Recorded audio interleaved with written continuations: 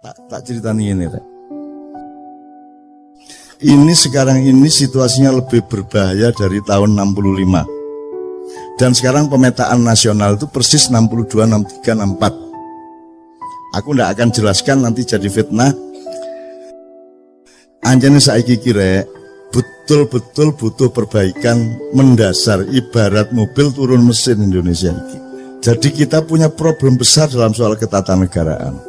Kita punya problem besar terhadap sah tidaknya akad nikah kita pada tahun 1945 dan 28. Kita punya masalah besar terhadap struktur dan etika pembagian kerja kenegaraan kita. Negara dan pemerintah tidak ada bedanya dan seterusnya.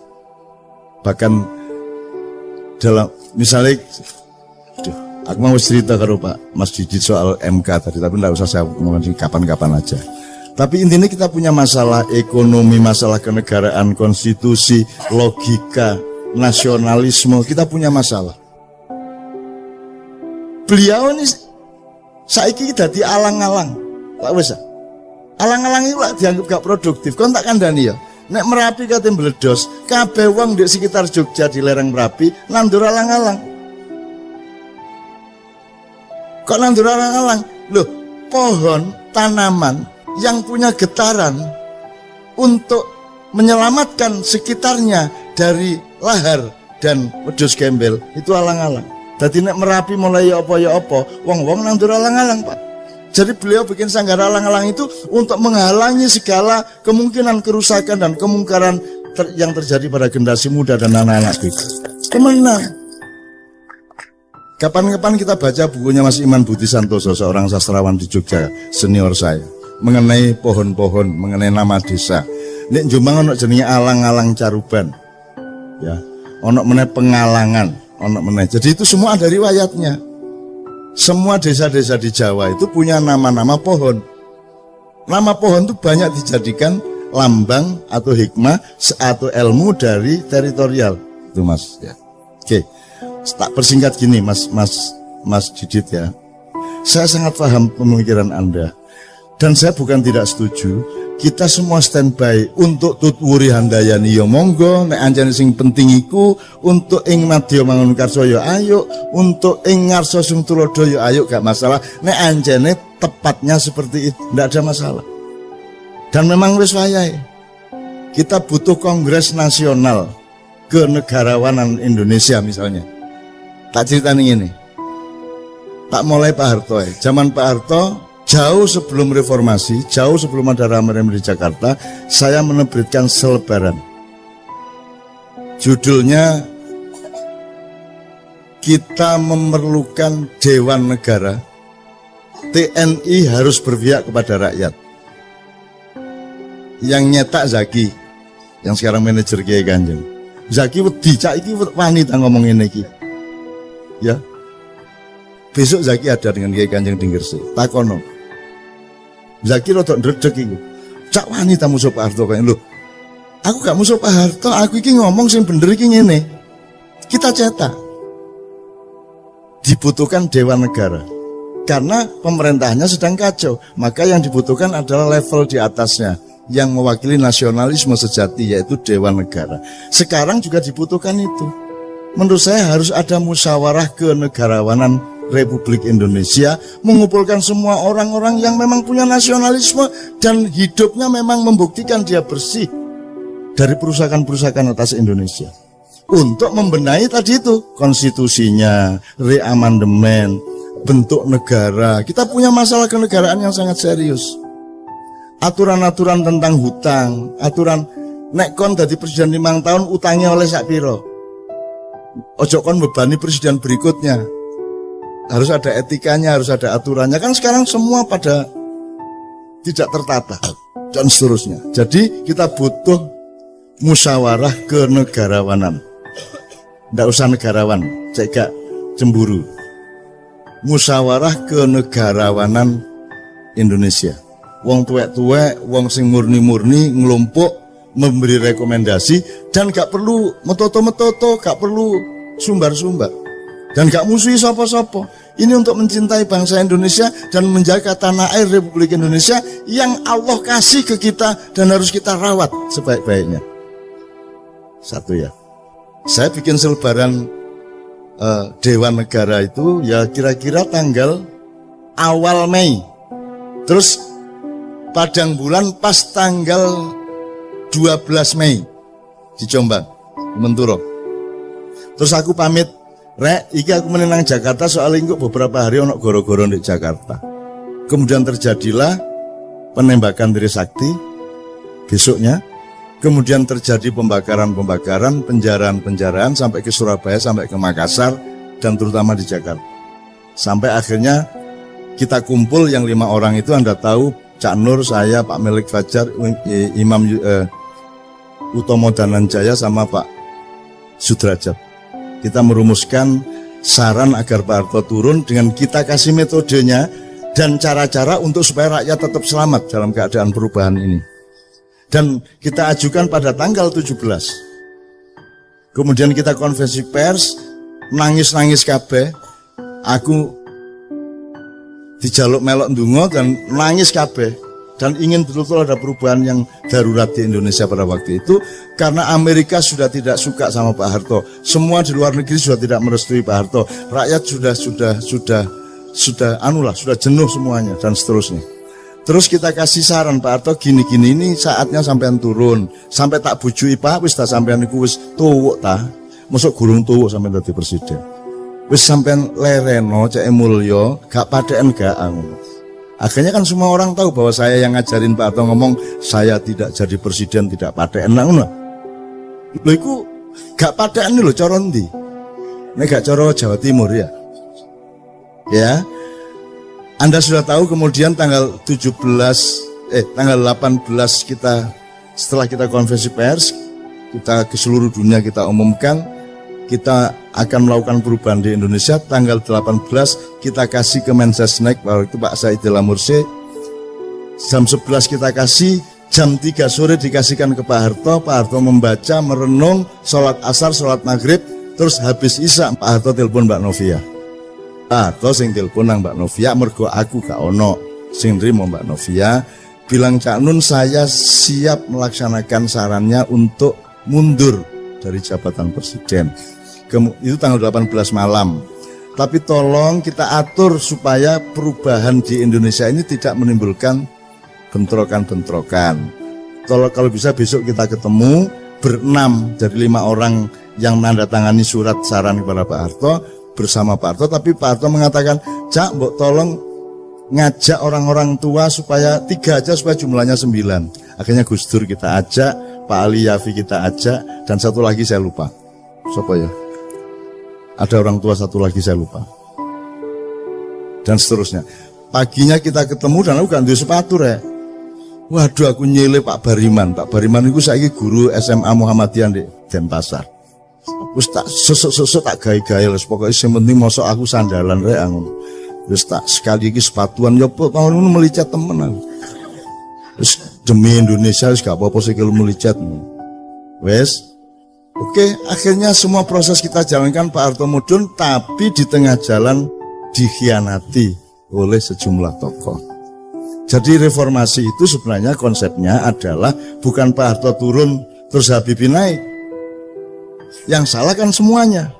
Jadi Pak Harto turun, kabinet bubar, DPR bubar, MPR bubar, kita bikin MPRS, Majelis Pemusyawaratan Rakyat Sementara, yang sudah kita daftari sebanyak 45 orang, nomor 1 Abdurrahman Wahid, nomor 2 Megawati, nomor 3 ini, sampai Daniel Sparingga, sampai macam-macam, pokoknya 45 orang. Cak Nur Kholis Majid, macam-macam sing kita perhitungkan cukup reformis.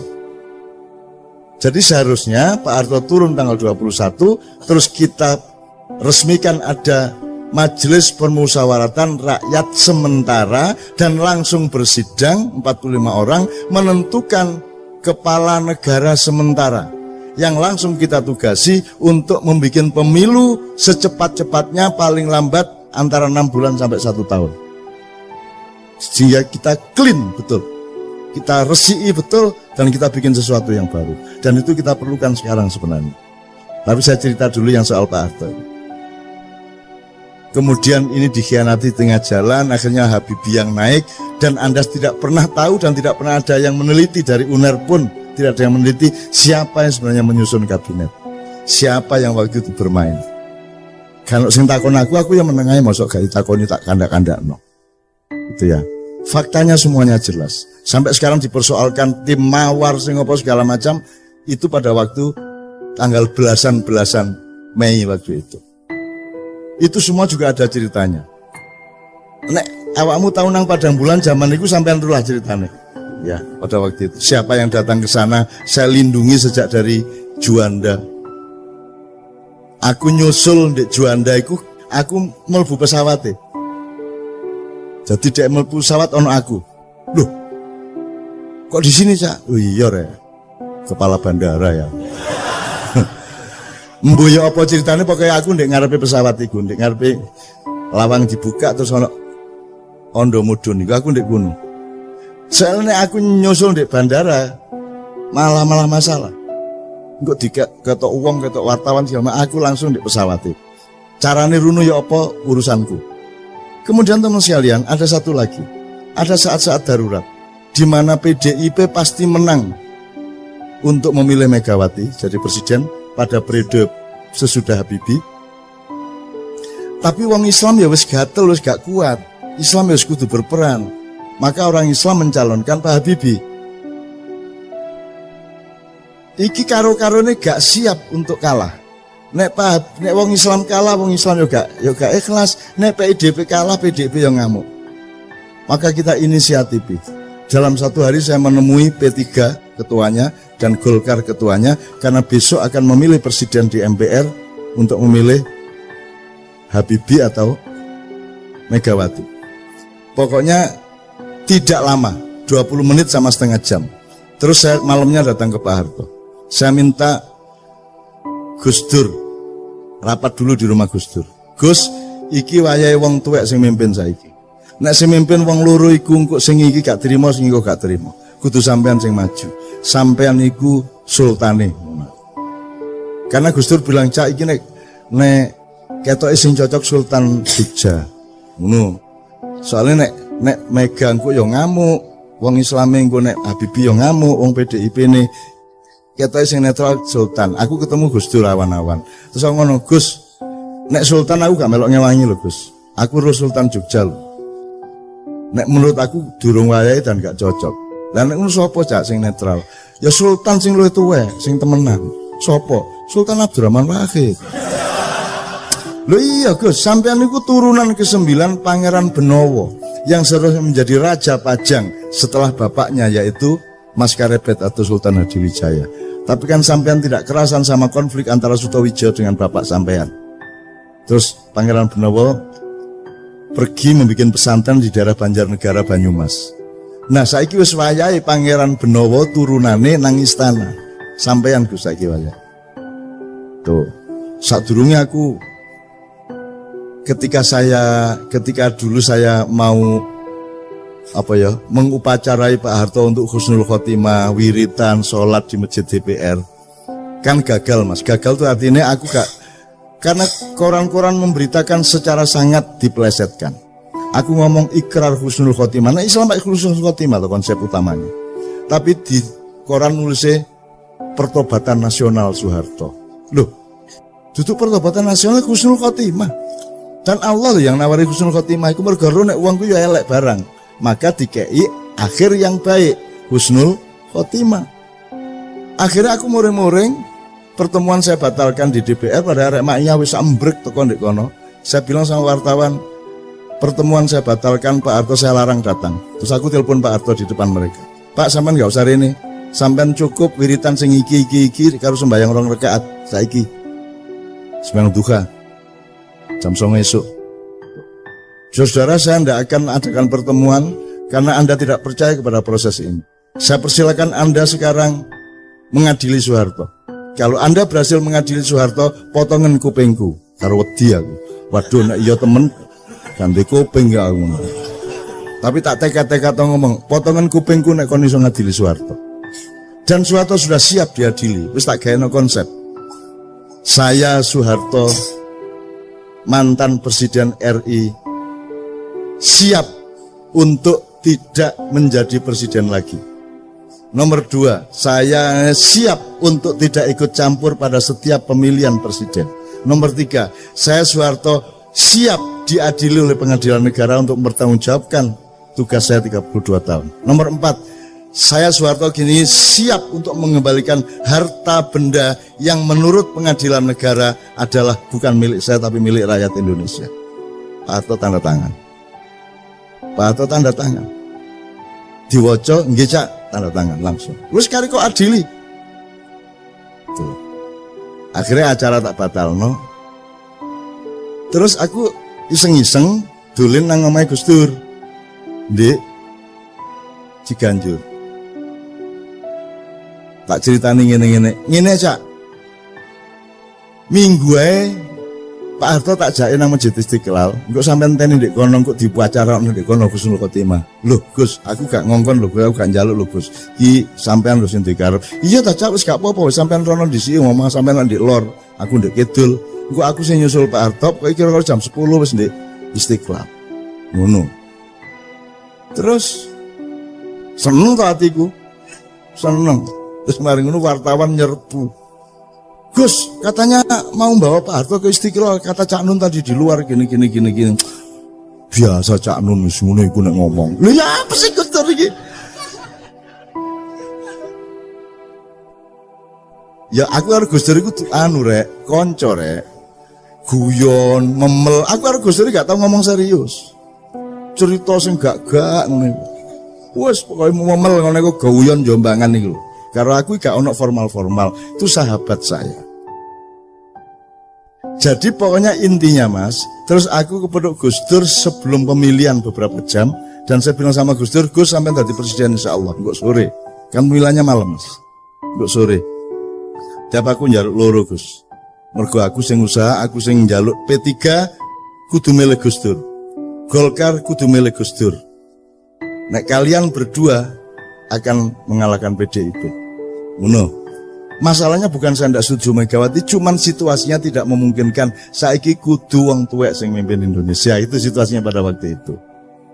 Mulanya aku menjaluk loro Gus Sarate sampean ngurusi Aceh temenan karena masih ribut terus Aceh. Nomor loro gak ono mistik, gak ono Nyai Roro Kidul. Sampean gak ruta tema iku di Indonesia. Nyai Kodil ku jek ono terus, jek digawa-gawa terus. Tapi aku njaluk Gus Dur, Gus wis gak ono Nyai Kodil. Terus Gus Dur jawab ngene karo turu ngene. Aceh gampang, Cak. Gampang ya napa wong gak beres-beres. Macam-macam tak tabok. Gus Dur enteng enek ngomong. Terus Nyai Kodil ya apa lho? Wis tak SMS wingi, Cak. Ya apa ya, Bang? Ya apa Gus Dur? Wis tak lho di SMS ya apa? Tak kon jilbaban. Iki Gus Dur lho, idene iki lho. Bayangno Nyai Kodil jilbaban seloro. Imajinasine cek nakale wong ya Allah aku guyu cekikan Gus sampean niku masyaallah. Wis nek swarga gak ono sampean lak gak enak swarga niku ngono wis sampean iki top wis ya iki mbayangno Nyai gitu jilbaban niku. Dan seterusnya ya. Jadi presiden dia. Nah, itu adalah momentum-momentum darurat Mas Didit yang memang perlu kita lakukan. Dan sekarang ini sebenarnya potensinya menuju ke situ. Itu yang sampean maksud tadi. Cuman saya ini kan orang yang tidak punya api. Aku gak duwe nafsu. Bukan soal nyongok loh ya. Maksudnya saya tidak punya libido politik. Saya tidak punya sedikit pun gairah untuk mimpin negara, presiden gak duwe blas. Gak duwe blas. Soge itu gak duwe aku. Aku seneng karo kon mek ngono tok. Asik membicarakan sesuatu yang menggembirakan mek ngono tok aku. Dadi gelandangan aku gak masalah. Gitu. Dadi aku gak duwe nafsu materialisme, kekuasaan, popularitas gak duwe aku. Alhamdulillah gak duwe. Tuh. Jadi saya tidak akan melakukan itu kalau saya tidak diperintah. Kalau ada perintah, nanti akan ada gejalanya, ada tanda-tandanya, ada ayat-ayatnya nanti. Gitu loh. Dan saya juga tidak GR bahwa saya penting di Indonesia. Anggitmu aku niku penting ta mak iyah iku. Indonesia kenal mak iyah ta gak? Gak kenal kok. Ojo GR petuta-petuta kaya iya. Nah awakmu merasa api alhamdulillah, tetapi ojo merasa kon niku penting di Indonesia, wong aku gak penting kok. Aku ngomong titik keliru untuk mereka ngono wis dientekno aku didik-idik kaya ngono iku. Untung aku hanya seekor semut dengan setetes air menuju Ibrahim kan gitu. Ngono rek. Jadi teman sekalian memang sekarang sudah saatnya seperti itu, tapi sudahlah kita bersabar, jangan khawatir. Anggitmu kan Gusti Allah ta. Anggitmu kan malaikat ta. Anggitmu kan Nabi wis mati ta. Anggitmu Sunan Kalijaga gak ono ta. Anggitmu wis gak ono kabeh ta. Anggitmu mek ono awakmu tok ta. Gak. Masih lengkap dunia dan alam semesta ini, dan Allah punya skenario, dan Allah punya rencana, dan Allah punya irama, Allah punya langkah-langkahnya. Kita sami'na wa ata'na kepada Allah. Jadi yang penting awakmu selalu menunjukkan manusia yang baik, yang bermanfaat, yang seimbang, yang berpikir jernih, dan lain-lain yang sudah Anda omongkan tadi. Itu yang saya maksudkan. Alhamdulillah wis anggere awakmu dadi rakyat sing apik, insya Allah akan ada pemimpin yang baik, dan awakmu insya Allah juga menjadi pemimpin yang baik di skala dan perspektifnya masing-masing. Amin ya rabbal alamin. Kira-kira ngono ya.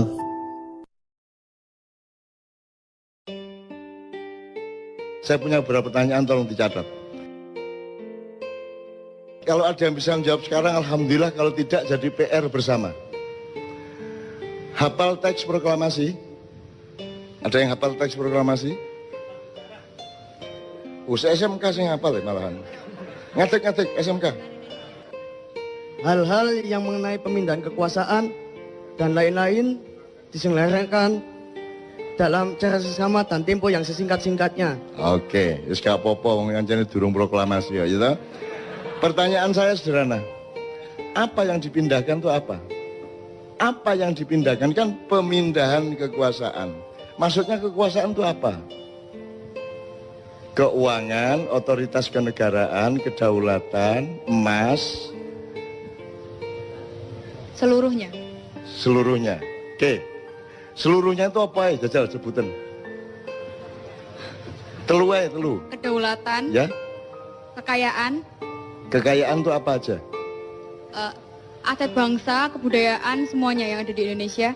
Termasuk aspek pembentukan negara yang termasuk dalam kekayaan negara. Terus sumber daya manusia.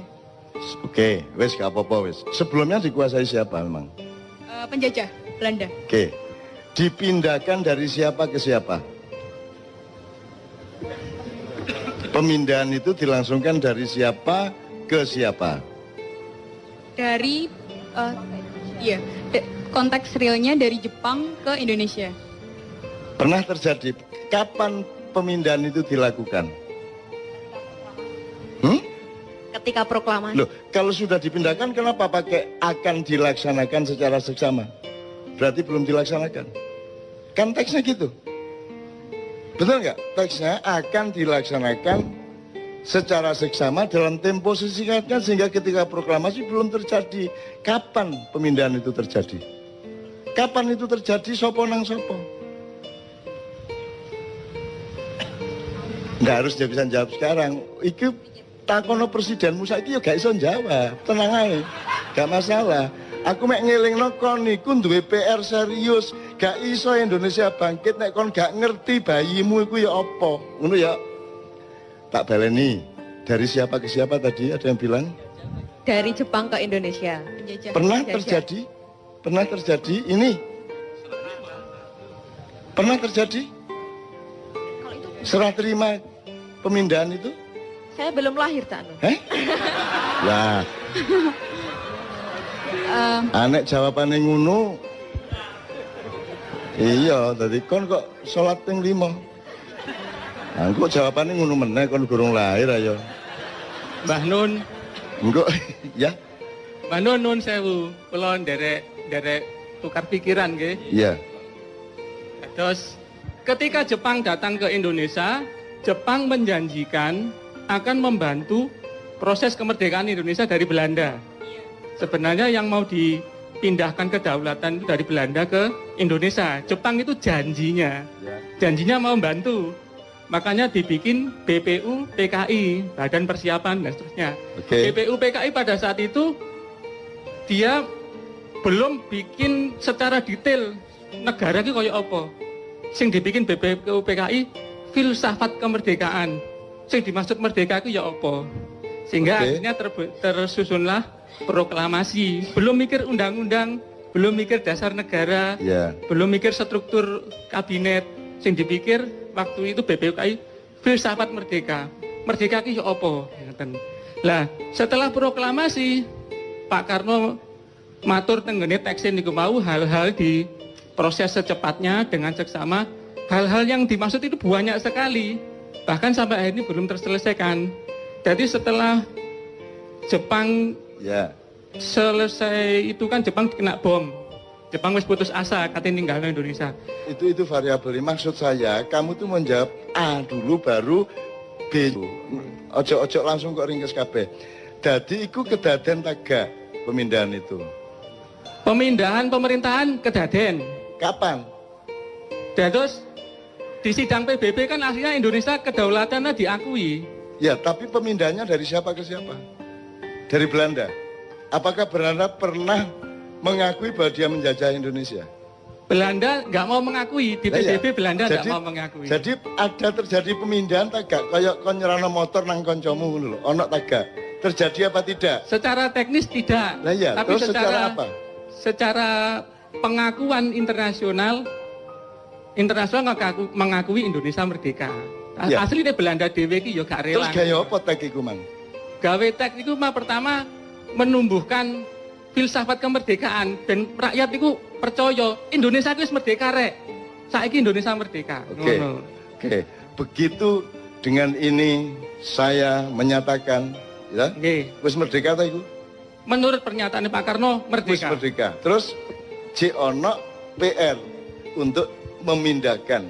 Nggih. Nah, apa nih PR iku? Apa PR iku? Bukan kedaulatan, wis diproklamasikan kok ono PR, kok ono. Wis soal kedaulatan yang NKRI sudah beres dengan alinea pertama. PR yang belum selesai pada saat itu soal perusahaan-perusahaan Belanda, soal wilayah negara Indonesia. Dan terakhir yang dipermasalahkan Belanda, utang-utangnya Belanda kon nyauri Indonesia. Saiki sudah dilaksanakan belum pemindahan itu? Secara teknis Belanda belum. Tadi gurung beres iki kemerdekaan. Gurung beres, nasionalisasi perusahaan-perusahaan sebenarnya belum beres. Jadi kon kok mantep urip Indonesia wong nikahe gurung beres kok. Wong iki apa akad nikah gurung beres kok. Kok semoro duwe anak sak unuke iku lho. Itu yang saya maksud, itu ada yang belum beres sejak awal berdirinya NKRI. Kontroversi pendapatnya monggo ndak ada masalah ya, tapi ada yang belum beres dengan pemindahan kekuasaan. Nanti salah satunya tercermin pada pertanyaan berikutnya. Jadi ya, jadi ndak pernah terjadi toh itu? Ndak pernah terjadi. Ya wes. Jadi kon ojo meneh GBHN, ojo meneh Pancasila, ojo meneh aturan-aturan. Wong proklamasi loh, gurung dilaksanakno. Ya tak gak? Nggih. Proklamasi loh gurung beres. Presidenmu kate 30 meneh. Nek akad nikahe gurung jelas, wis gak beres-beres. Makanya semua presiden yang ingin jadi presiden pahami dulu Indonesia ini siapa, urusannya gimana, yang PR-nya apa, yang belum beres apa, pahami dulu baru bagusi mencalonkan diri jadi presiden. Kita betul. Itu loh. Jadi aku setuju pendapatmu kabeh, tapi yang saya maksud adalah ayo didandani sik teko awal rek. Ngono lho. Wong iki gurung beres sejak awal kok. Ya oke. Misalnya pada pernyataan berikutnya nanti Anda benar-benar dicatat aja berikutnya. Ini tak pencoloti supaya nyambung dengan Anda. Siapakah pemilik sah tanah air? Tanah dan air Indonesia beserta isi dan kekayaannya sebelum 17 Agustus 45 dan sesudahnya. Siapa yang punya? Hakikatnya Indonesia yang punya Gusti Allah. Hakikatnya. Iya. Wassalamualaikum warahmatullahi wabarakatuh. Secara zahir sebelum kemerdekaan Indonesia dikapling sama Belanda, berikutnya Jepang. Loh, Secara zahir, secara batin Indonesia ki melike Gusti Allah, ngadewe iki gelandangan gak duwe apa-apa asine nang Loh. Indonesia iki. Terus secara sepihak ini mengklaim loh miliknya dia. tanda bahwa kita betul-betul belum mengerti Indonesia. Sing jenenge milik itu kan saiki kan IMB, apa jenenge sertifikat. Ya, itu berlaku setelah kemerdekaan. Ada undang-undang tanah yang baru. Jelas ya? Sadurunge kemerdekaan niku dak sapa lemah iku misale saiki sing ndek Jogja wis sing digawe stasiun kereta. Ya. Ya tanahe keraton. Nah, tanah keraton. Saiki sing tanah sak Indonesia iki dak sapa? Tanah sak Indonesia. Ojo ngomong Gusti Allah loh. Pada zaman Mojopahit ya secara kepemilikan milik kerajaan Mojopahit. Waktu dengan rakyatnya. Ya oke. Maka sebelum 45, sebelum 1745 dak sapa? Itu aku mek ngomong iku. Sebelum 45 Belanda mengklaim itu adalah wilayahnya. Kapan? Mana buktinya Belanda mengklaim? Karena Indonesia itu waktu itu nggak ada faktanya Belanda ngeklaim. Oh. Nggak ada. Belanda tidak pernah menjajah Indonesia menurut Belanda. Belanda itu datang sebagai pemborong. Kontraktor. Dia kontraktor datang ke sultan atau raja. Tergantung tempatnya. Pak, saya bikinkan jembatan. Pak, saya bikinkan jalan. Saya bisa bikinkan pertanian. Pembagian pendapatannya segini sama segini. Jadi mengontrak dia menurut mereka. Mereka tidak pernah menjajah kita. Gitu loh. Nah, miliknya siapa? Kontrak itu dengan siapa? Kontrak dengan sultan-sultan, raja-raja. Nah, jadi siapa yang memiliki tanah air sebelum kemerdekaan? Sebelum kemerdekaan para raja dan para sultan. Ah, ngono lho, Kitmang sing tak ngenteni iku dae sultan. Oke? Nggih. Sak Indonesia iki dae sultan dan raja-raja jumlahnya kira-kira pira sultan dan raja? Mboten paham kula jumlahnya. Loh, berarti gak jelas iki. Loh, wong kon iki saiki tanah sak meter iso paten-paten karo tanggamu kok. Nggih. Ya ta gak? Apa meneh tanah sak dari Sabang sampai Merauke gak jelas urusane, terus kon gawe Indonesia kok ini kok iya padahal gak jelas urusane. Itu loh yang saya maksud. Oke? Jadi tanah itu milik raja dan sultan. Oke? Yes, terus merdeka. Terus tak siapa? Mari merdeka. Negara Republik. Milik negara. Milik negara. Upama kon rojo gelem tak gak kon? Nggih, kula nyuwun perjanjian tertulis. Ono tak gak perjanjiane? Ndak ada. Ah. Iki lho. Nggih. Jadi gelem ta kon duwe lemah sak pulau misalnya Ternate tidure, sak pulau iku wekmu. Terus moro-moro Indonesia merdeka. Terus moro-moro duduk tekmu. Gelem ta sultan?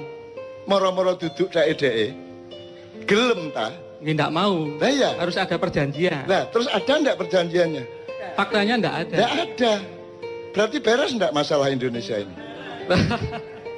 Beres ndak? Belum beres. Jadi halal ndak Indonesia ini?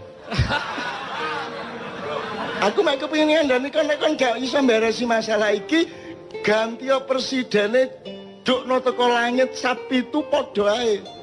Nek kon gak iso beresi masalah iku mulane aku yang dipindahkan apa saja, yang berupa dolar berapa, yang berupa emas berapa ribu ton, ya, yang berupa tanah berapa, yang berupa tambang berapa, perjanjiannya gimana. Setelah tanah sebelumnya milik sultan dan raja tiba-tiba menjadi milik negara, mosok gelem harus ada transformasi land reform, betul enggak? Ada enggak? Land reform pada waktu itu nggak menyangkut perjanjian antara raja penguasa wilayah dengan presiden. Kok tidak? Lah Saya kok juga gelem? nggak paham, saya belum lahir waktu itu. Loh. Jadi Aku ngene wae, upama kon dadi sultane, dadi rajane gelem tak gak? kula mboten purun, saya nggak mau. Terus rumangsamu 164 sultan raja ki gelem ngono. Ya nggak mau. Lah ndak mau. Kalau saya jadi rajanya ya nggak mau. Lah iya. Harus ada perjanjian. Menurut sampean raja-raja Nusantara gelem tak gak? ndak mau asline. Aslinya ndak mau. Ya, contohnya konflik-konflik yang muncul. Makanya terus ngene lho, Dik. Yang kita ini nyari bersama, duduk aku berdebat karo kon. Oh, nggih, Kita nggih. mencari bersama. Golek api. Menurut kon, nek kon sing dadi sultan, Nggih. moro-moro Indonesia merdeka, terus semua milikmu jadi milik negara. Lilo tagak kon. Mboten rela. Mboten. Kan jadi harus ada perundingan iki ya apa transformasi hak tanahnya bagaimana kan gitu. Nggih. Ada ndak? Ndak ada. Ndak ada. Berarti halal ndak ini sekarang? Saya bukan MUI yang memutuskan halal haram. Saya nggak berani jawab. Ngene lho, kon iku nek kate nang doli gak usah nang MUI sik. Kon langsung ro nek nang doli ku haram ngono lho. Mosok halal haram ngenteni MUI. Begitu tidak sah, tidak logis ya. Curang berarti tidak halal ngono kok dadak MUI sik kon. Nggih, hakikatnya kalau kedua pihak ada sesuatu dan satu pihak merasa tidak terima, berarti itu nggak halal. Hakikatnya begitu. Makanya sekarang diatur ada nggak undang-undang konstitusi yang mengatur peralihan dari haknya sultan dan raja-raja seluruh Nusantara ini kemudian menjadi milik negara. Nggak ada. Nggak ada toh. Nggak ada perjanjian itu. Dadi iki apa iki nyolong ta, ngeklaim ta, ngerampok ta? Ya, kono ojo melok sedih, ojo melok dikiserang wong kono gak melok apa-apa kowe gak salah kok. Loh, saya juga ikut sedih, Pak, saya pegawai negeri ya. Oke, tapi jelas ya faktanya ya. Jadi beres enggak masalah kelahiran tadi? Masalahnya nggak beres. Ya, beres toh? Beres. Oke, enggak beres. Jadi sejak awal kita itu belum beres. Oke ya? Nggih, betul. Oke. Jadi soal pemilikan tanah, tambang semua sebenarnya kan juga tidak ada perjanjian yang jelas. Nggih. Tidak diatur secara kenegaraan. Nggih. Saiki kan roh, atine rojo-rojo saiki ya apa kira-kira kan gitu? Artinya rojo-rojo karepe ku bikin daerah istimewa. Dengan perjanjian-perjanjian baru, mbuh disahno DPR, MPR, Presiden, bikin daerah istimewa. Terus apa kok mek Jogja tok? Sebenarnya raja lain juga sama. Di Aceh kan dulu-dulunya zaman Pak Harto kan ya sempat bergejolak minta istimewa. Apa kok mek loro? Karena yang lain nggak berani mungkin. Oh. Karena untuk dalam tanda kutip melawan kekuatan besar, kita harus punya support yang besar. Nah, raja-raja ini kan supportnya kecil. Oh, jadi untuk mendapatkan hak hidupnya itu harus berani gitu. Oh, yang nggih no, Pak. Oh, berani melawan penguasa. Penguasa mana? Sing rumangsa menguasai wilayah Indonesia. Indonesia. Berarti penguasa ini penjajah ya, sehingga raja-raja pada takut. Secara psikologis aslinya jajah raja-raja. Secara zahir ketoke mengajak saiki jajah taga. Aslinya menjajah. Sip. Yes. Iku sing tak enten itu kon. Dan kon pegawai dari sistem penjajahan itu.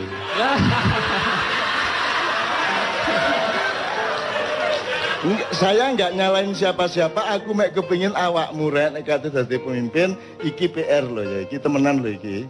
Meskipun mungkin gak iso jawab temenan ya gak masalah, tapi ojo dianggap gak ono.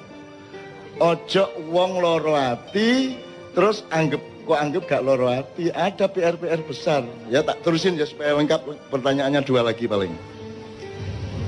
Tadi pemilik sah tanah air Indonesia sebelum dan sesudah kemerdekaan. Sekarang nomor 3. Apa muatan substansial UUD baik 45 maupun 2002 amandemen ya tentang pemilahan antara negara dan pemerintah? Terus ngeten, aslinya pemerintah niku karyawan ini negara aslinya pemerintah niku. Karyawan. Nggih, leres. Terus karyawan pemerintah apa karyawan negara? Pemerintah niku kan ngeten, paribasane negara niku rumah tangga. Nggih, sapa kepala rumah tangga nih? Bapake. Lha sapa? Oh, yang pemilik rumahnya. Saya nih ngomong Indonesia. Oh, Indonesia ini punya rumah tangga. Indonesia secara hakikatnya belum punya kepala negara. Kenapa tidak punya? Mergo di Undang-Undang Dasar itu sebenarnya rancu antara negara dan pemerintahan. Rancu. Berarti undang-undangmu itu bener tak gak?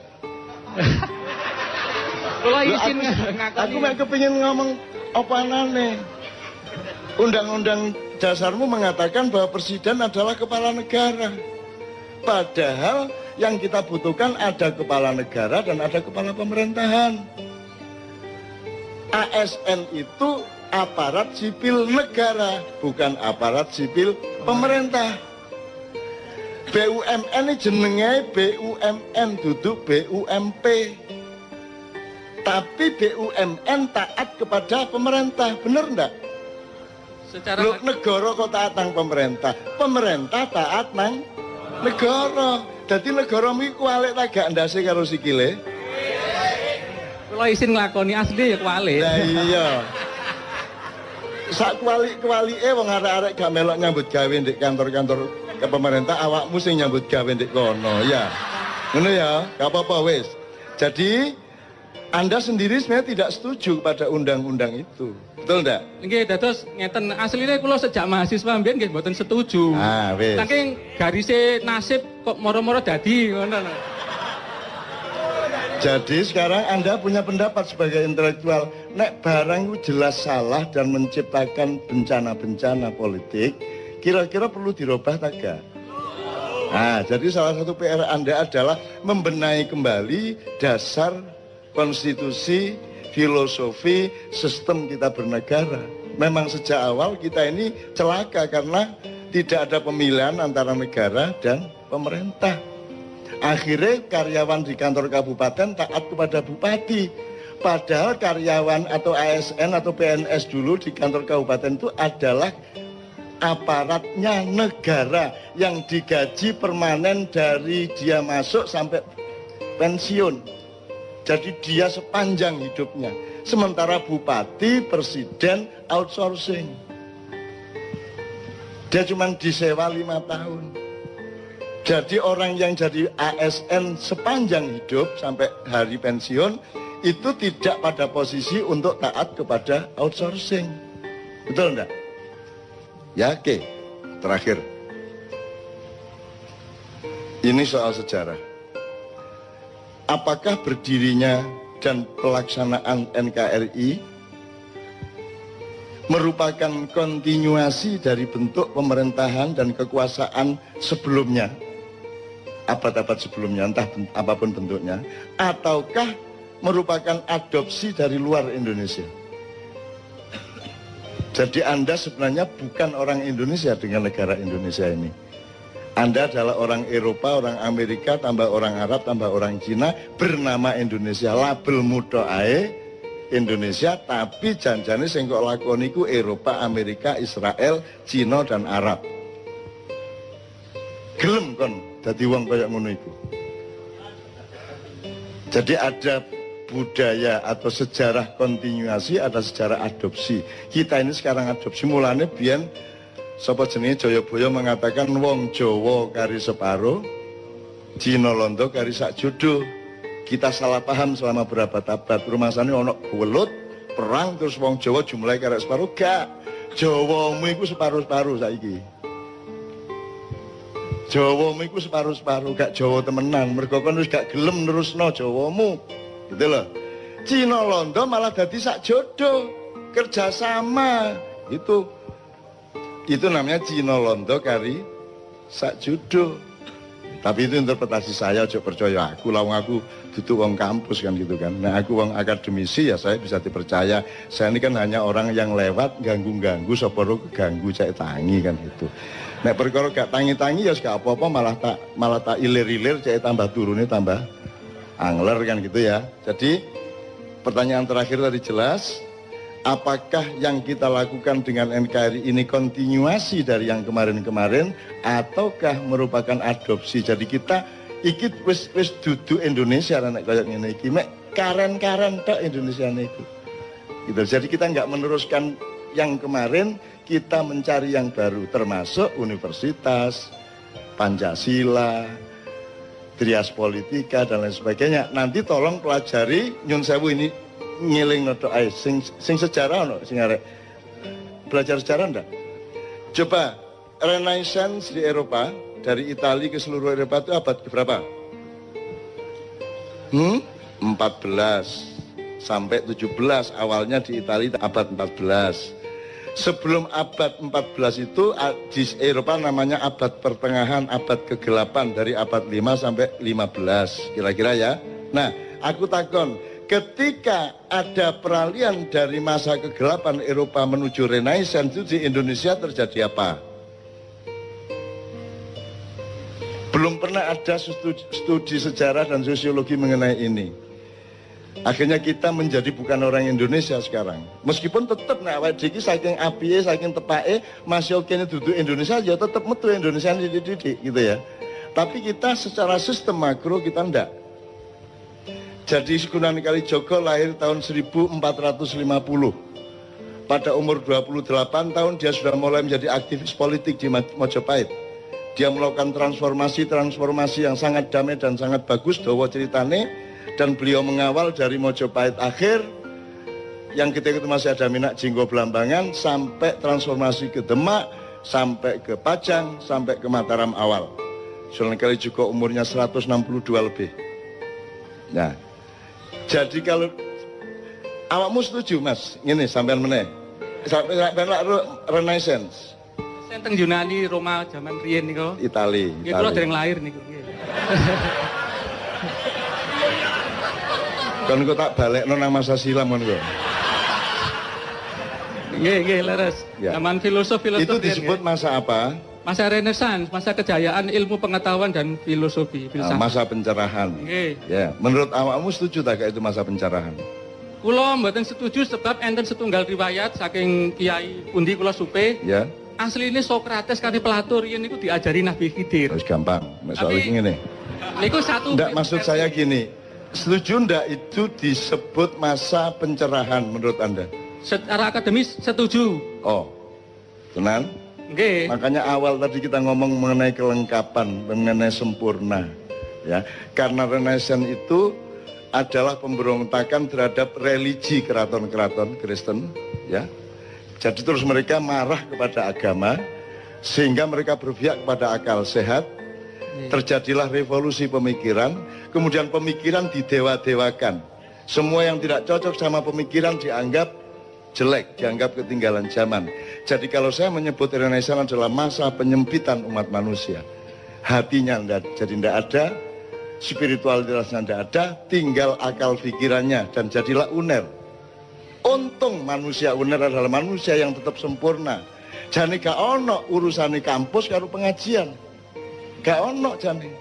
Ono kampus kok ono selawatan. Universitas secara barat kok selawatan. Itu tidak kompatibel dengan sistem dan ideologi universitas. Tapi di Indonesia tidak bisa 100% berlaku karena rektornya religius, karena dekannya religius, karena mereka tetap manusia sempurna. Gitu loh, Dek. Jadi di timur terjadi penyempurnaan manusia oleh Sunan Kalijaga dan Wali Songo. Di Eropa terjadi penyempitan manusia. Dari manusia yang lengkap spiritual, mentalitas, semuanya menjadi hanya manusia intelektual. Bahkan kemudian menjadi manusia akademis. Di sini disempurnakan. Agamanya sama budayanya dikomprensikan. Bahkan lengkapnya luar biasa. Sampai kebudayaan Jawa bagi saya itu umpama gano Islam wong Jawa wis mlebu swarga ngono aku. Nek kurang sembayange ngono tok. Tapi nek peradapane wis saiki sampean delok. Nek tembang Jawa teko sinom nganti Megatro Pucung itu lagune wong sing wis ndek swarga. Wis karek ngene ndek swarga.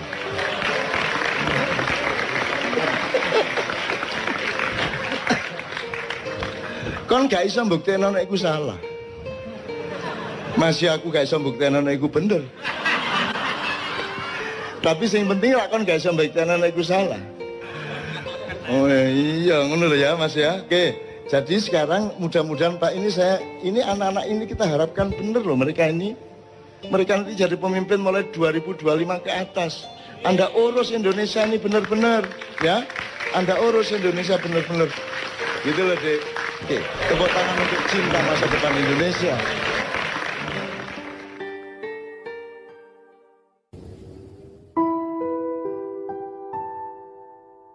Saya pernah bilang sama Anda, tanya sama Anda entah berapa tahun yang lalu, Indonesia itu melahirkan bangsanya atau bangsa ini melahirkan Indonesia? Jadi bapaknya yang mana? Indonesianya apa bangsanya? Bangsa melahirkan Indonesia. Oke. Lah bangsanya itu bangsa apa? Karena sekarang disebut bangsa Indonesia. Membingungkan enggak? Bangsa yang melahirkan Indonesia itu sekarang menyebut dirinya bangsa Indonesia. Jadi Wak Karjo duwe anak jenenge ya Karjo. Kan gitu. Nah, bangsa yang melahirkan itu bangsa apa? Yang melahirkan Indonesia itu. Itu pertanyaan tidak harus dijawab malam hari ini, cuman Anda harus terganggu oleh itu. Oke, saya teruskan. Indonesia umurnya berapa? 70 tahun. Betul? Bangsa yang melahirkannya berumur berapa? Pertanyaan yang tidak usah dijawab malam hari ini. Kalau kamu tidak mempertanyakannya, berarti kamu tidak akan pernah mengenal siapa dirimu, karena kamu tidak pernah mengenal asal-usulmu. Yang namanya bangsa tadi yang melahirkan Indonesia itu dimulainya sejak kapan? Sejak abad 15 kek? Sejak abad 10 kek? Sejak abad 7 bareng sama Kanjeng Nabi, atau sejak kapan? Atau sejak Aji Soko? Atau sejak kapan? Itu nenek moyangmu kan? Jadi Anda kenal nenek moyangmu apa tidak? Kalau manusia tertua sekarang kan Sangiran gitu ya, fosil tertua, tapi juga ada yang lebih tua lagi di Jombang. Tuh. Oke, itu sudah dua pertanyaan yang kita belum bisa menjawab pada malam hari ini ya teman-teman sekalian ya. Pertanyaan saya berikutnya, Anda ini katakanlah bangsa yang melahirkan Indonesia itu katakanlah upamane bangsa Nusantara, upamane ya. Upamane bangsa Nusantara. Saya tidak akan ngeklaim, saya juga tidak akan membantah atau menegaskan, tapi pokoknya XA-nya itu katakanlah bangsa kita itu bangsa Nusantara. Di sini kita belok sedikit. Apakah kalau orang Sunda berarti bukan orang Jawa? Sejak kapan orang Sunda dan orang Jawa itu orang lain? Sejak kapan itu? Kalau kita tidak tahu berarti kita tidak mengerti diri kita, benar nggak? Apakah kalau orang Palembang, orang Bengkulu, orang Bugis itu berarti bukan orang Sunda dan bukan orang Jawa? Sejak kapan? Oh, mungkin sejak tahun 1928 ya. Yong Yava, Yong Ambon, Yong apa lagi deh? Gue iki ya ora ngerti toh wajan 1928 ya ora ngerti toh wajan. Oke. Jadi ternyata pengertian Jawa bukan Sunda, Sunda bukan Lampung, Lampung bukan Bali, Bali bukan Madura, itu pengertian yang belum lama. Atau sekarang kita shortcut gini XA-nya, perumpamaannya. Anda adalah anak Nusantara yang diadopsi oleh Indonesia. Ngono piye ya? Entuk ya. Anda ini anak bangsa Nusantara diadopsi dan dididik oleh Indonesia, bener nggak? Oke, dididik dengan kurikulum Indonesia. Ya dah. Nah, kurikulum Indonesia ini ya, hukumnya, konstitusinya, pendidikannya, persekolahannya, ilmu sosialnya, pemahaman-pemahaman sejarah, antropologi, sampai arkeologi, sampai apa, semua itu kurikulumnya mbahmu Nusantara tadi atau kurikulum orang lain? Nah, jadi Indonesia itu keluargamu apa orang lain? Nah, Anda yang di Fakultas Hukum tinggal lihat, ini hukum yang kamu farisi dan kamu jalankan sampai hari ini hukum adopsi atau hukum dari orang tuamu sendiri? Adopsi. Jadi Anda tidak pernah mengenal bapakmu sendiri. Ngomong hukumnya piye, politiknya piye, kepemimpinannya piye, nek nggawe kabinet piye. Gitu loh. Karena di dalam demokrasi tidak ada bedanya antara emas dengan berlian, dengan batu, kerakal, dan kerikil, karena masing-masing gumpalan itu punya hanya satu, yaitu hak suara satu tok. Kan gitu ya. Ambok kue iki sarjana kaya ngopo, apa kue iki kere, kue nek nang kotak pemilu podo suarane ya. Itulah demokrasi. Jadi demokrasi, kalau Anda ikut demokrasi, salah satu kerugiannya adalah Anda tidak bisa membedakan batu dengan mutiara, benar nggak? Gitu ya. Ini nanti jadi tema panjang kalau nanti kita punya waktu atau bulan depan dan seterusnya. Tapi pokoknya gak ada bedanya itu. Jadi sekarang masyarakat Indonesia ini yang dididik oleh Indonesia ngerti nggak bedanya orang bermutu dan orang tidak bermutu? Ngerti nggak bedanya batu sama berlian? Ngerti nggak rakyat kita? Nggak ngerti? Ngerti apa enggak? Ini XA ya, saya tidak ngeklaim. Kalau orang tidak mengerti bedanya batu dengan emas, kui resikonya apa? Kowe dikai watu ya orang ngerti nek kowe watu, kowe dikai emas ya orang ngerti nek emas toh. Atau kowe dikai watu dicat kaya emas ya orang ngerti toh kowe. Kowe dikai wedhus dipupuri dadi presiden ya orang ngerti toh kowe. Karena kamu tidak mengerti bedanya. Kalau raja dulu, dan harap diingat bahwa di dalam Al-Quran tidak ada negara, yang ada adalah muluk, malik gitu ya. Saya tidak mengatakan bahwa saya akan mendirikan kerajaan ya, tapi pokoknya ngono lho ya. Ngono lho ya. Di Quran yang ada itu cuma Raja Sulaiman, Raja Daud, Fir'aun dan seterusnya, Buigari milih. Tapi pokoknya kalau pemilihan raja sebenarnya tidak sukar, karena sehari-hari kita tahu mana orang bermutu, mana tidak bermutu. Tapi di Indonesia ini semutu apapun kamu, kalau nggak ikut Golkar, kalau nggak ikut PDIP, kalau nggak ikut parpol-parpol, kamu tidak akan bisa menjadi apa-apa, bener nggak? Wes iki terus ke dewe. Sebab ini simulasinya ombo banget. Nah, dengan kata lain, kalau saya tarik garis agak jauh, saya ingatkan kembali. Berarti Anda ini dididik oleh bapak ibumu atau dididik oleh pengadopsi? Jadi kamu tidak mengenal apapun kecuali pendidikan adopsi tadi, benar? Jadi pengenalanmu terhadap bapakmu itu berdasarkan adopsi atau orang yang ngasuh kamu. Nah kira-kira orang yang mengasuh kamu sekarang itu seneng sama bapakmu atau dulu menjajah bapakmu? Jadi kira-kira kaya nek ngomong bapakmu ngapusi apa tenanan? Ah, cetha wisan wis tekani. Nah, jadi sekarang jelas ya. Jadi sekarang mohon Anda belajar untuk la ilaha. Karena ilallahmu itu versi adopsi, bener nggak? Gajah Mada siapa? Belanda dulu bagaimana, nama Indonesia itu yang bikin siapa, dan seterusnya. Seluruh pengetahuanmu mengenai negaramu dan bangsamu ini berdasarkan orang yang dulu ngidak-idak mbahmu, ya rata. Nah wes, kita nggak benci loh ya. Orang Jawa kan diidak-idak malah seneng. Loh, betapa tidak ada manusia sedahsyat manusia Indonesia. Aku tahu ketemu bocah Lamongan ki nyambut gawe Arab ki nek wis panas kan nganti 55 56 lho Mas derajat Celcius. Oh, panas kaya ngono kae nyambut gawe tukang batu, coba piye kuwi. Kuwi nek wong Bangladesh wis dadi areng.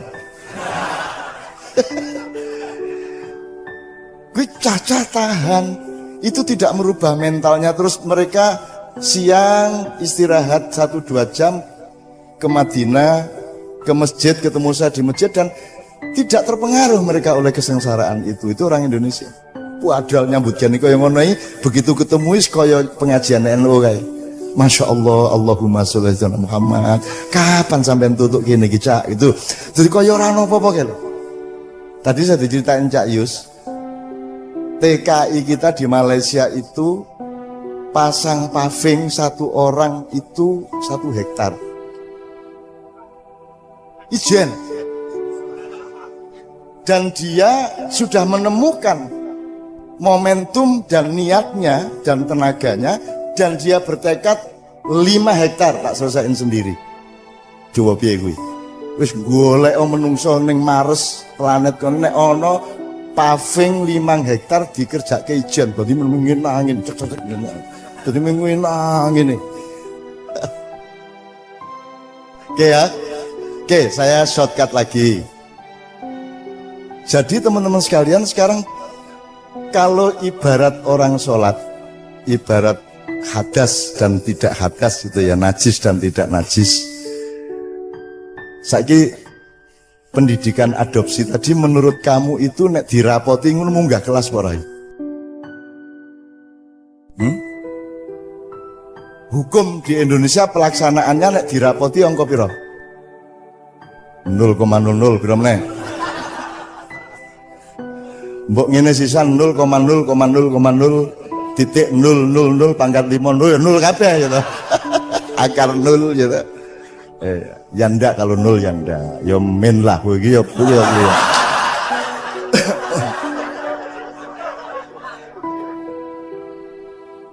Begitu juga berarti pelaksanaan agama Islam pun itu sebenarnya banyak versi adopsi. Jelas ya? Kue kerengan siji NU, siji Muhammadiyah, siji Sunni, siji Syiah. Njur barku ono ISIS, ono Sumu, ono segala macam. Itu semua versi pengadopsi, jelas ya. Nah, teman sekalian, anggaplah berarti ada yang tidak murni, ada yang kotor, ada yang bersifat manipulasi, ada dusta, ada sesuatu yang disembunyikan, ada sesuatu yang ditutupi, ada sesuatu yang tidak jujur misalnya ya. Kalau ibarat orang mau sholat itu berarti najis apa tidak? Hidup kita sebagai anak adopsi tadi najis apa tidak?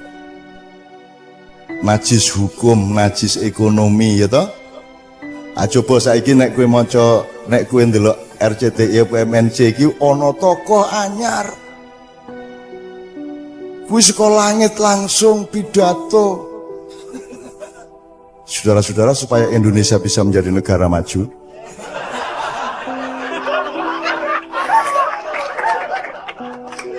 Mas sampean niku sinten?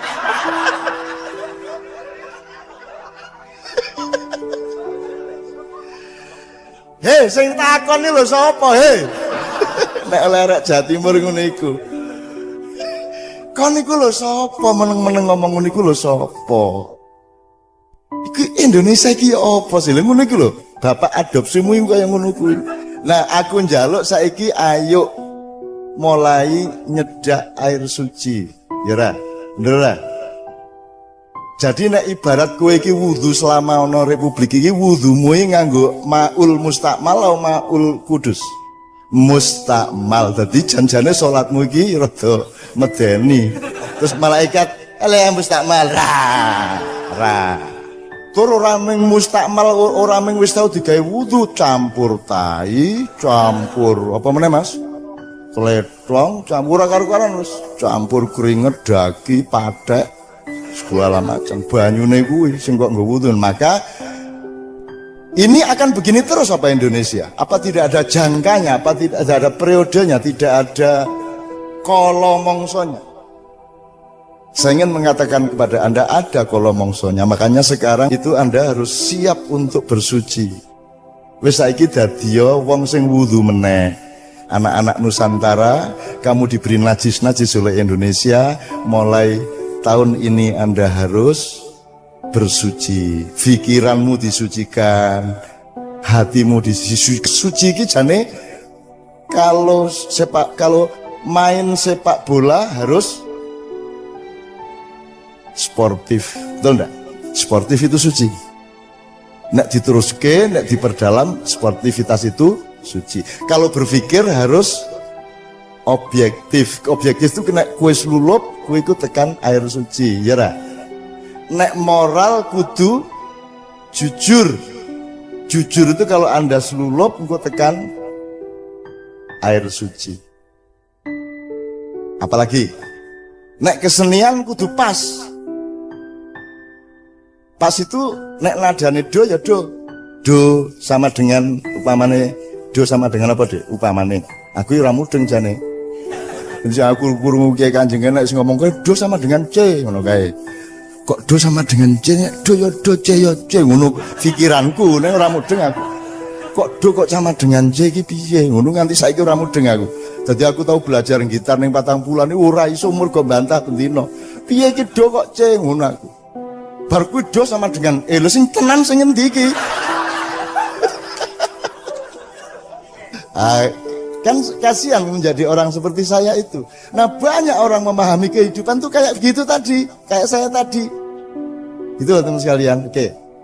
Kalau dalam kesenian, dalam musik, nada pitch yang tepat itu suci, nak diperdalam. Jadi nek apa ada angin di Jakarta, ya ojo Jakarta. Nah, aku ndak suci ku. Jelas ya? Kesucian itu sederhana. Nek rambutmu iki kok cat ireng iki ndak suci saya. Makanya mbok modar ora tak cat. Ki arep putih arep ngopo? Putih kok pancen. Ngono lho. Jadi aku nek ndelok wong dicat men ditandur ana rambutnya ditandur. Ki ana iki menteri sing rambutnya ditandur ki ana. Kuwi aku nek ndelok ki aku wis ora iso ngrungokne omongane gek suwene pira ya nandur semono kae. Ngono kuwi aku. Ana meneh irunge didawakke ngene Dik ya. Irunge ana kuwi wong gedhe kuwi irunge didawakke. Dadi bolongane ra cocok karo nek lho. Nah itu tidak suci. Jadi aja ana sing diambak-ambakke, aja ana sing diciut-ciutke ya toh. Angko cah asrama wedok kae kan senengane sing lanang kan ciut-ciut. Terus engko ngobrol, si tukang sabune ngomong, "Wah, niku nek cah asrama lanang niku pokoke golek niku sing ciut-ciut." Ngono kuwi to. Terus cah asrama wedok, "Apa yo? Iya." Terus ana primadonane teko. "Mosok sih?" Ngono kuwi ta.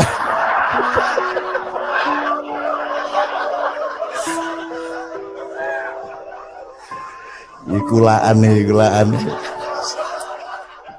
Kenapa ya? Kenapa ya jenesu ya kuwi geguyon nek urip ra geguyon terus piye kuwi iki ya? Geguyon kuwi ya biasa wong lanang ya ngono kuwi ya. Kalau hidup ndak ada begitunya berarti ndak ada bau busuknya, ya toh? Hidup itu bau busuk, itulah sebabnya Rasulullah menganjurkan kita pakai wangi-wangian karena pada hakikatnya kita itu busuk, betul ndak? Tuh, dan akan membusuk nanti begitu Allah mencabut nyawa kita. Jadi mari kita belajar untuk menerima kebusukan kita apa adanya. Ya ra. Wis to angel to nek bantah maiyah ya angel. Oke, bismillah. Oke. Jadi teman-teman sekalian, kan tadi intinya ayo belajar mendekati air suci. Mulai wudhu tadi mengenal yang suci, mengenal yang orisinil. Sejarahnya nanti belajar mengenai Nusantara itu pelan-pelan ya. Saya tadi bilang Anda segera berwudu karena 10 tahun lagi ya Anda akan berperan dan Anda sudah harus menjadi sebagaimana kemuliaan-kemuliaan dahulu kala. Ora suwe ya insyaallah ya. Wis saiki umurmu piro? 27. Wah, 37 kan wis iso dirjen. Ojo ora njur kowe aku ndudung ngene iki ya ming mergo sing ngarep kowe ning janjane karep kuwi sing ning kono gitu.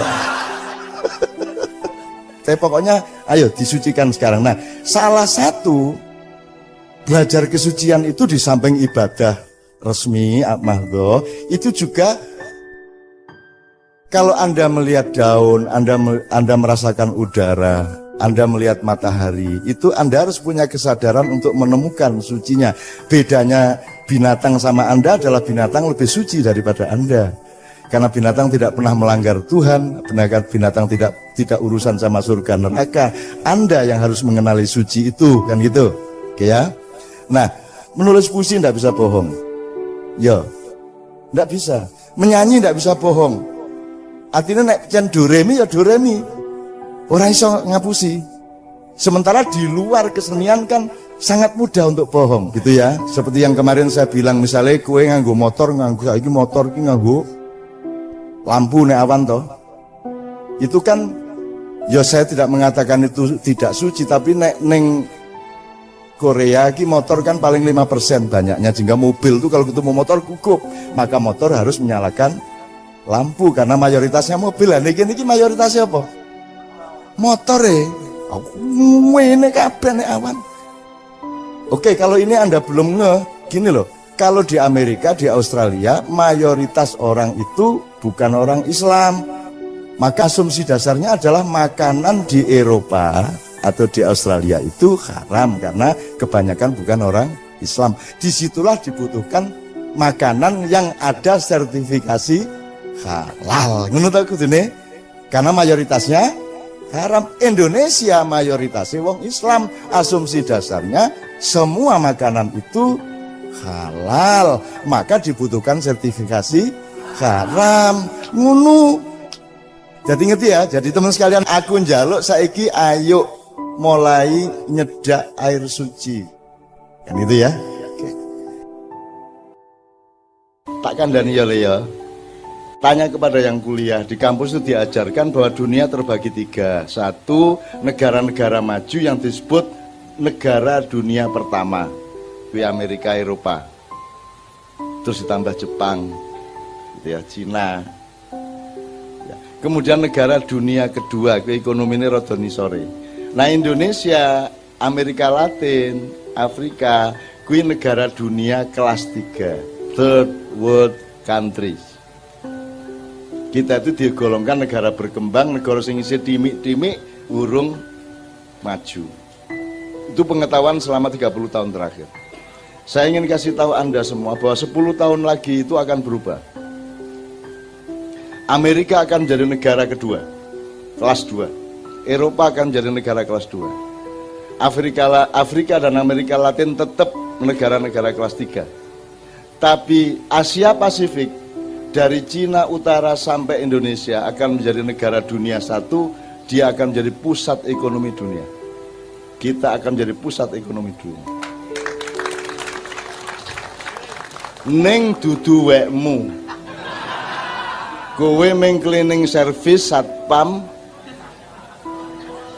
karo pelayan restoran, kowe ngladeni pembeli-pembeli nyugui sambel, nyugui panganan sing karya-karyane mbahmu, ana ayam geprek, ana oseng-oseng mercon, ana empek-empek rudal, ana meneh rawon demit. Ono wis sak karepe kono ya. Karya mbahmu tapi sing dodol Cina, sing tuku kowe, ya ora? Nggih bener. Sing duwe mbako mbahmu, sing gawe pabrik mbako dudu kowe, sing tuku. Lah kudune kowe sing duwe pabrik jarum no. Kudune kowe sing nguasai jarum, gudang garam. Kudune kowe sing menguasai mal-mal. Jadi anak-anakku semua mulai hari ini sinau, sungguh-sungguh tekun, jadi pakar, jadi ahli. Yo dagang sakarepmu, yo kue ahli apa wae sesuai dengan bidang masing-masing. Kembangkan dirimu sampai kamu ahli bener, 10 tahun lagi kamu bos. Ngono. Jadi Anda masih muda, ayo mulai saiki tekun. Kamu seneng apa? Kamu jangan ndak bahagia bekerja. Kowe iki saiki kuliahi mergo kowe seneng apa mergo kowe pengen sugih? Apa kepaksa? Sing iso mlebu kedokteran pengen sugih, sing ora keterima ndi kuliah sak ketemune kepeksa ya toh. Jadi Anda tidak cari bahagia. Yang bisa masuk kedokteran dan fakultas-fakultas bahasa tidak bahagia, apa meneh sing mlebu-mlebu fakultas sing karen-karen tidak bahagia. Manusia Indonesia kesalahannya adalah tidak mencari kebahagiaan hidup, mereka mencari kekayaan. Ya ora? Ngerti ora bedane? Ngerti ora bedane? Nek kowe mencari kebahagiaan, kowe tekun terhadap yang kamu kerjakan itu efeknya kaya. Nek kowe mencari kekayaan, penggawean apa wae sing kowe ora seneng ora apa-apa sing penting sugih. Ya ora? Akhirnya kalah kabeh kowe karo pendatang-pendatang dari luar. Mergo kowe dhewe ora seneng karo penggaweanmu. Aspripun mulai sagete ming dados pelayan restoran ya. Ngono kita. Ora bahagia ta kowe? Wis piye kowe iki? Urip pisan ora bahagia nganti tuwa. Engko bojo barang wis umur 40 ngono, aku jane ya wis piye meneh wis kadung ya. Ngono wae. Mutar iki nek ngene carane. Jadi mulai saiki temukan qadha qadarnya Allah. Kamu itu dikasih apa oleh Allah? Seneng apa, pinter apa? Tekuni itu. Tekuni itu. Dan harus bahagia. Saya ini bahagia. Maka jangankan kok cinta dan seks saja, itu saya gabungkan antara kebahagiaan saya dengan kehendak Allah. Kalaupun saya tidak bahagia karena ini kewajiban dari Allah, saya menjadi bahagia. Wong saya menjalankan kewajiban dari Allah. Ngerti ora? Iki aku jane arep ngomong terang-terang ning ora tega. Ngene wis, nyun sewu ya. Bahasane tak misalnya ngene, wong nek wis umur kaya aku iki sudah 5. Wong nek wis umur sudah munggah iki wis ora iso aktif biasa. Ngerti aktif ya Mas ya?